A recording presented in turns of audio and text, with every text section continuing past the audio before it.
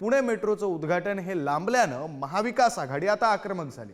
महाविकास आघाडी आज ज्येष्ठ नागरिकांच्या हस्ते लोकार्पण करणार आहे, तर मोदींचा दौरा रद्द झाल्यानं उद्घाटन लांबणीवर पडल्यानं पुणेकरांचे हाल होत असल्याचा आरोप करण्यात येतोय। रवींद्र धंगेकर, प्रशांत जगतापांचा आज उद्घाटनाचा इशारा पाहायला मिळतोय, तर 29 तारखेला शिवाजीनगर ते स्वारगेट मेट्रो मार्गिकेचं मोदींच्या हस्ते ऑनलाईन उद्घाटन होणार आहे। केंद्रीय राज्यमंत्री मुरलीधर मोहोळ यांनी माहिती दिली आहे। मुसळधार पावसामुळे मोदींचा काल पुणे दौरा रद्द झाला होता।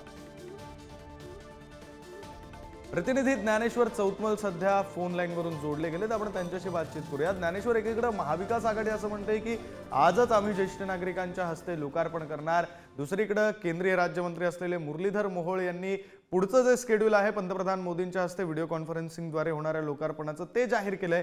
काय नेमकं पुण्यामध्ये होऊ शकतंय?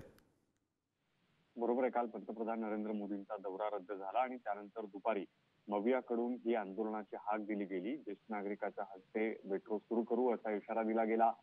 मेट्रोच्या अधिकाऱ्यांच्या दालनात हे आंदोलन करू असं सांगितलं गेलं आणि रात्री उशिरा केंद्रीय राज्यमंत्री मुरलीधर मोहोळ यांनी 29 तारखेला ऑनलाईन पद्धतीनं मविया मेट्रोचं उद्घाटन करतील अशा पद्धतीची माहिती दिली गेली।